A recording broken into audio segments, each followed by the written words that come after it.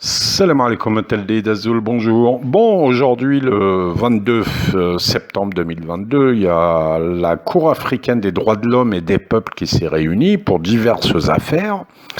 Et elle a prononcé un arrêt très important, notamment à propos du Sahara occidental et du Maroc. Et c'est quand même très très important ce qui vient de se passer, niveau juridique et niveau diplomatique aussi, quoi qu'il en soit.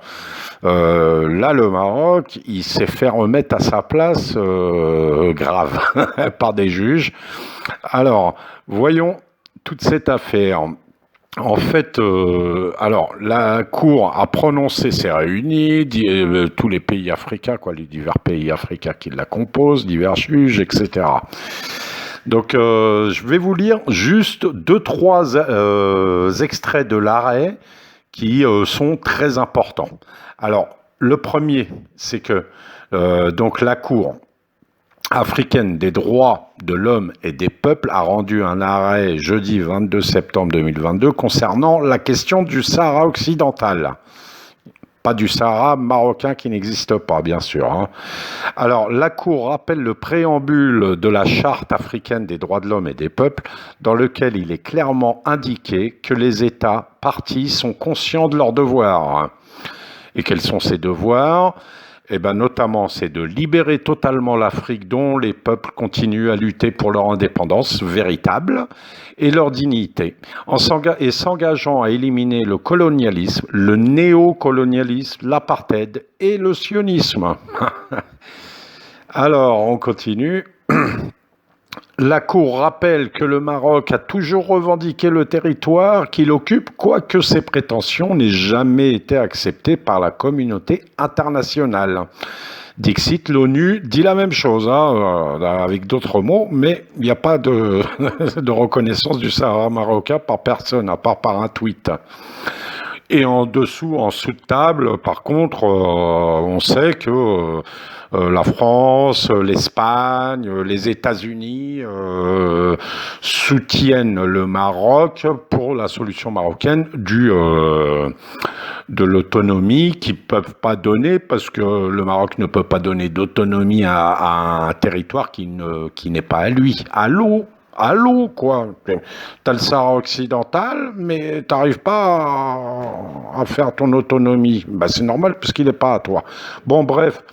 Il est incontestable, je continue la lecture de l'arrêt, il est incontestable que les États partis à la charte ont individuellement et collectivement une obligation envers le peuple de la race, de la République arabe sahraoui démocratique, celle de protéger ses droits à l'autodétermination, en particulier en lui prêtant assistance dans sa lutte pour la liberté et de s'abstenir de toute reconnaissance de l'occupation marocaine. Ça, c'est très très important.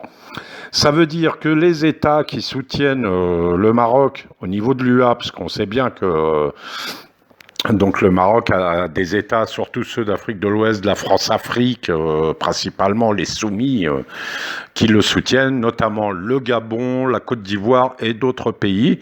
Donc le Maroc est revenu dans l'Union africaine pour la faire imploser en quelque sorte et avoir le maximum de soutien de l'intérieur. C'est pour ça qu'il est revenu dans l'Union africaine il y a quelques années.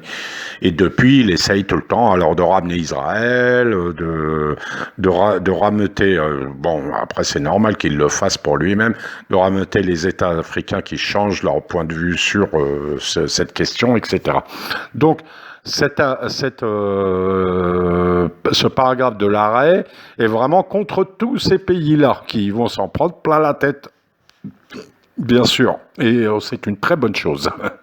Voilà, donc des coups de pied au bip pour tous. Alors pour le Maroc et ses soutiens. Alors ensuite, à la fin, il y a aussi l'arrêt il est long, donc vous pouvez le trouver sur Internet, le retrouver pour le lire en entier. Mais il y a celui-ci aussi qui est important, c'est ce paragraphe. La Cour tient à souligner que l'admission du Maroc est susceptible d'être contestée pour incompatibilité avec l'acte constitutif de l'UA. Ça, c'est très très important. Ce qui veut dire que si le Maroc ne respecte pas donc la charte de l'Union africaine, il est tout à fait possible que sa présence au sein de l'Union africaine soit contestée. Voilà. Bon, pour être honnête, évidemment, c'est pas la Cour de justice des droits de l'homme et des peuples qui peut prononcer l'exclusion du Maroc, mais on peut contester à l'intérieur de cette Cour quand même l'incompatibilité de ce que fait le Maroc avec la charte africaine. Et ensuite, c'est les États, tout ça, qui décident, par contre, pour l'exclusion, vraiment. Donc là, j'ai mis en titre « Le Maroc exclut de l'Union africaine ». Bien sûr, c'est pas exactement ça, j'aurais pu mettre un point d'interrogation, mais c'est en route, parce qu'à mon avis, le Maroc va finir par lui-même repartir de l'Union africaine. C'est vrai qu'on n'a pas besoin d'un État qui va diviser les Africains. On n'a pas besoin d'un État qui est la porte d'entrée de l'impérialisme, de la France-Afrique, etc., du sionisme dans l'Union africaine. Donc s'il veut partir, bah, qu'il parte, sinon il va finir par être exclu.